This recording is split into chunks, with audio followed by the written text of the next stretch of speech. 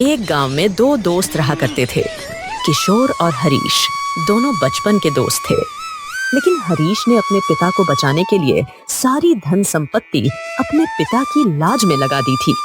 इतना सब करने के बाद भी वह अपने पिता को बचा ना सका, इसलिए वह आर्थिक रूप से कमजोर हो गया था और किशोर ने खेत का धान बेच कर काफी पैसे कमा लिए थे। अरे क्या हुआ हरीश, यहाँ क्यों आए हो?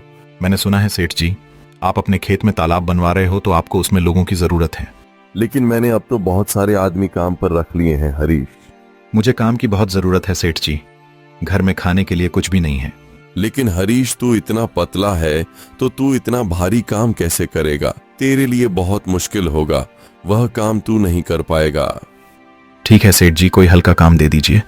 लेकिन सेठ जी, मुझे आप कैसे भी करके कोई भी काम दे दीजिए, मुझे पैसे की बहुत जरूरत है, घर में सब भूखे हैं। लगता है इसे काम की सच में बहुत ज्यादा जरूरत है, क्यों ना इस बात का फायदा उठाया जाए। क्या हुआ सेठ जी, क्या सोच रहे हो आप, मुझे काम दोगे ना? देख हरीश, मेरे पास कोई काम नहीं है। अगर फिर भी तू जबरदस्ती कोई काम करना चाहे तो तू मेरे खेतों की फसल काट ले। लेकिन मैं दूसरों को इस काम के 500 देता हूँ, लेकिन मैं तुझे केवल 50 ही दूंगा। 50 की बात सुनकर हरीश हैरान हो जाता है। नहीं नहीं सेठ जी, 50 तो बहुत ज्यादा कम है। मैं तो केवल 50 ही दूंगा। अगर तुझे काम करना है तो कर, वरना यहाँ से चला जा। सेठ की ऐसी बातें सुनकर हरीश दुखी होकर वहां से लौट जाता है। अरे आज कोई काम मिला या नहीं? जिस हिसाब से शफल बना रखी है उस हिसाब से लगता नहीं कि कोई काम मिला है। कब तक मैं घर को ऐसे ही चलाती रहूंगी? मेरी तो किस्मत ही फूटी हुई थी जो मैंने आपसे शादी कर ली। 2 दिन से बच्चे भूखे हैं। शादी से पहले तो बड़ा बोल रहे थे कि ये करूंगा वो करूंगा, करो, मैं भी देखती हूँ क्या करते हो। जो पैसा था वो सारा भी तुमने पिताजी के ऊपर खर्च कर दिया, खुद के बारे में थोड़ा भी नहीं सोचा। रानी, तुम्हें पता है, गरीब होने की वजह से सब मेरा फायदा उठाना चाहते हैं। और आज तुम्हें पता है सेठ जी, मुझे दिन भर काम करवाने के बदले केवल 50 ही दे रहे थे। अब तुम ही बताओ, आखिर मैं क्या करूं, किसके पास जाऊं काम मांगने के लिए? ये सब मुझे नहीं पता, लेकिन मैं ऐसे घर का गुजारा नहीं कर सकती। घर में खाने को कुछ भी नहीं है। अब बच्चे भी भूखे हैं, मैं और माँ जी तो भूखे रह सकते हैं, अब क्या बच्चों को भी भूखे रखोगे? भाग्यवान, मैं क्या करूं, सब लोग अपने खेतों में खेती करते हैं, लेकिन मेरे पास तो अब कोई खेत भी नहीं बचा जिसमें मैं खेती कर सकूं। मुझे नहीं पता, आप जाओ यहाँ से और जाकर आज के आज ही काम ढूंढ लो, नहीं तो जिस हिसाब से हमारे घर की हालत है उस हिसाब से तो हम सब जल्दी ही भूखे मर जाएंगे। अरे रानी, तुम ऐसा मत बोलो, मैं जल्दी ही कुछ ना कुछ कर ही लूंगा। तुम बस भगवान के ऊपर भरोसा रखो। आज बच्चों को पानी पिला कर सोला दो, मैं कल फिर जाऊंगा, कोई ना कोई काम मुझे मिल ही जाएगा। फिर अगले दिन सुबह होने पर हरीश काम की तलाश में निकल जाता है। हे भगवान, आज मुझे कोई ना कोई काम दिला ही देना, क्योंकि मैं खुद तो भूखा रह लूंगा, लेकिन मैं अपने पत्नी और बच्चों को भूखा नहीं रख सकता। इसीलिए भगवान, आज मुझे कोई ना कोई काम तो दिला ही देना। तभी उसे रास्ते में उसके बचपन का दोस्त किशोर मिल जाता है। और भाई हरीश, क्या हाल है तुम्हारे, और कौन सी दुनिया में खोए हुए हो? अरे क्या बताऊं मैं तुम्हें, तुम तो जानते ही हो ना, मैंने पिताजी को बचाने के लिए अपना सब कुछ दांव पर लगा दिया था। इसलिए अब मेरे पास कोई काम नहीं है और ना ही कोई मुझे काम दे रहा है। अभी भी मैं काम की ही तलाश कर रहा हूं। अरे बस इतनी सी बात, तुम चिंता मत करो मेरे दोस्त, मैं हूं ना। लेकिन इसमें तुम मेरी कैसे मदद कर सकते हो? मैं गांव की जमीन बेचकर शहर जाने की सोच रहा था, लेकिन अब तुम मेरी जमीन पर खेती कर लेना और जो भी मुनाफा होगा अपना आधा आधा बांट लेंगे। क्या तुम सच कह रहे हो? हाँ मेरे दोस्त, तुम कल से ही काम पर लग जाना, फिर देखना तुम्हारी सारी परेशानियां कैसे दूर होती हैं। अरे किशोर, तुम सच में मेरे बहुत अच्छे दोस्त हो, तुम्हारा बहुत बहुत धन्यवाद। अरे इसमें धन्यवाद की कोई बात नहीं है, तुम अपने घर जाओ और अब तुम्हें और कोई काम ढूंढने की जरूरत नहीं है। फिर हरीश खुशी खुशी अपने घर लौट जाता है। घर पहुंचकर हरीश सारी बात अपनी पत्नी रानी को बता देता है। फिर अगले ही दिन से हरीश किशोर के खेत में काम शुरू कर देता है और हरीश बड़ी ही मेहनत से किशोर के खेतों में काम करता है। ऐसे ही कुछ महीने बीत जाते हैं और फसल कटाई का समय आ जाता है। अरे वाह हरीश, तुमने तो बहुत ही मेहनत की है। कितनी अच्छी फसल हुई है। हाँ यार, तुम बिल्कुल सही कह रहे हो। अब वह दिन आने ही वाला है जब हम इस फसल को काट कर बाजार में बेच देंगे और फिर उन पैसों से मेरे घर की सारी परेशानियां दूर हो जाएंगी। फिर कुछ दिन में किशोर और हरीश फसल की कटाई करके उसे बेच देते हैं और उन पैसों को आधा आधा बांट लेते हैं। यार किशोर, तुम्हारा बहुत बहुत धन्यवाद। आज तुम्हारी वजह से मैं इतना कुछ कर पाया हूँ। अगर मेरे बुरे वक्त में तुमने साथ नहीं दिया होता तो आज ना जाने मेरा क्या होता। तुम्हारा यह एहसान मैं कभी भी नहीं भूलूंगा। अरे यार, तुम कैसी बातें कर रहे हो। तुम तो मेरे बचपन के दोस्त हो, तो मैं तुम्हारे लिए कुछ भी कर सकता हूँ। आज मैं तुम्हारी ही वजह से मेरी बच्चे पत्नी सबको 2 वक्त का खाना खिला पा रहा हूँ। अरे ये कैसी बात कर रहे हो। मैंने कुछ नहीं किया है।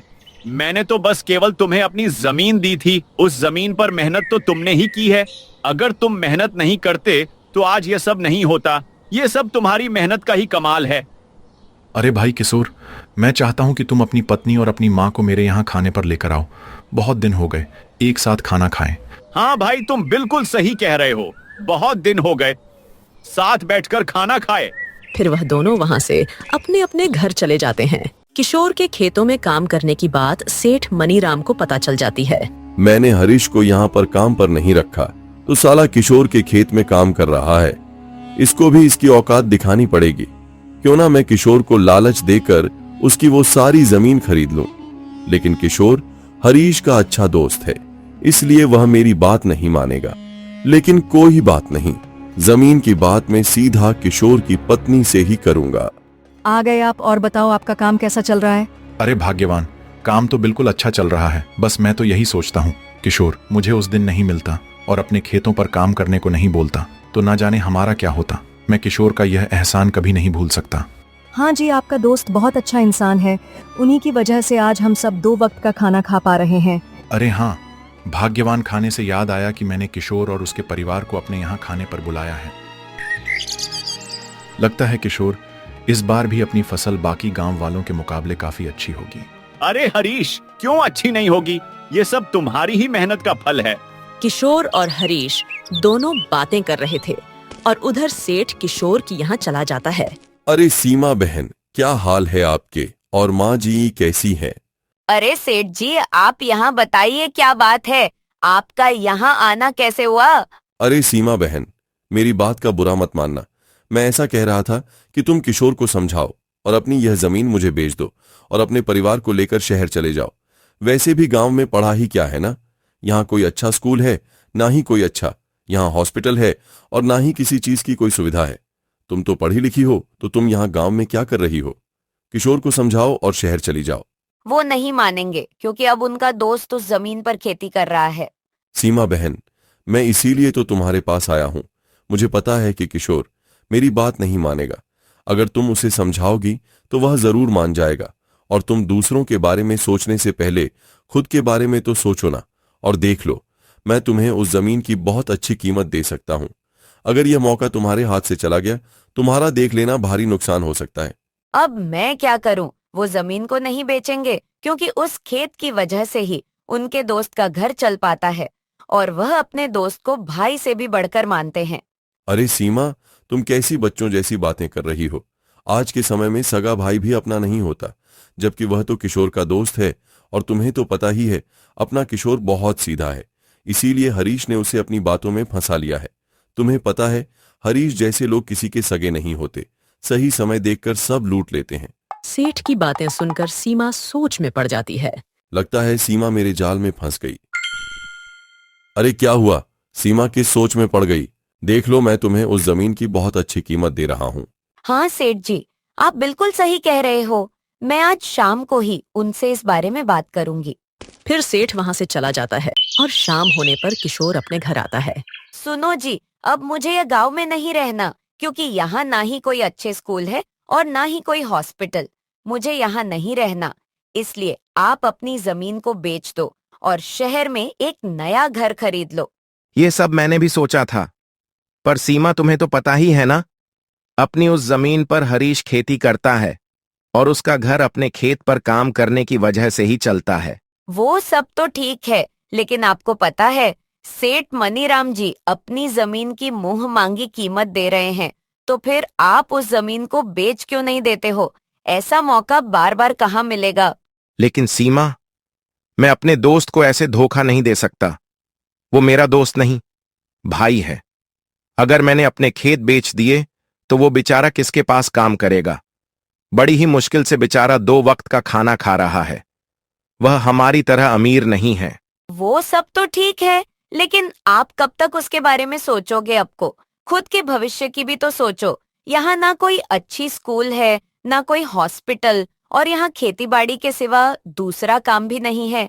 आप क्या अपने दोस्त के कारण अपना आगे का भविष्य खराब करोगे? सीमा, तुम कुछ भी बोलो, लेकिन मैं अपने दोस्त को इस तरह धोखा नहीं दे सकता हूँ। अरे आप तो हमेशा से ही बोले हो, इसलिए लोग आपको लूट लेते हैं। आपको लोगों की चालाकी के बारे में नहीं पता। आज आप उसकी वजह से मुझसे बहसबाजी कर रहे हो। जब वह आपकी जमीन पर कब्जा कर लेगा, जब आपको मेरी बात समझ आएगी, मेरी बात मानो, तो उस जमीन को सेठ मनीराम को बेच दो। आप खुद तो सोचो वो हरीश कितना चालू है। जमीन भी अपनी, बीज भी अपना, और बाकी खर्च भी अपने, लेकिन फिर भी आधा हिस्सा आप उसे दे देते हो। अब खुद ही देखो, अगर ये सौदा हरीश को मिलता तो वो क्या आपके बारे में सोचता? मुझे लगता है सीमा बिल्कुल सही कह रही है। जमीन बेचकर मैं, माँ और सीमा तीनों शहर चले जाएंगे। हमें वहां सभी प्रकार की सुविधा भी मिल जाएगी, और वैसे भी मेरे लिए हरीश से बढ़कर मेरा परिवार है। मैं कल ही हरीश को खेतों में काम करने के लिए मना कर दूंगा और कल सेठ जी के यहां जाकर जमीन को बेच दूंगा। पैसों का लालच और सीमा की बातें किशोर के दिमाग में घुस गई थीं। क्या हुआ जी, क्या सोच रहे हो आप? मुझे लगता है सीमा, तुम बिल्कुल सही कह रही हो। मैं कल ही अपनी जमीन को सेठ को बेच दूंगा। फिर अगले दिन सुबह होने पर किशोर हरीश से मिलने के लिए खेतों पर जाता है। आओ किशोर, मैं तुम्हारा ही इंतजार कर रहा था। तुम्हें याद है ना, आज शाम को तुम्हें अपने परिवार को लेकर मेरे घर आना है, और रानी ने तो अभी रात के खाने की तैयारी भी कर ली होगी। नहीं नहीं, मैं तुम्हारे घर खाना खाने नहीं आऊंगा, और मैं यह बोलने आया था कि अब तुम कहीं और काम देख लो, क्योंकि मैं, सीमा और माँ चाहती हैं कि मैं ये जमीन बेच दूं और हम सब यहां से हमेशा हमेशा के लिए शहर चले जाएं। और देखो हरीश, अब मैं अपने परिवार के खिलाफ नहीं जा सकता। अरे किशोर, तुम ये क्या बोल रहे हो? अगर तुम ये जमीन बेच दोगे तो मैं क्या करूंगा? क्या होगा मेरा?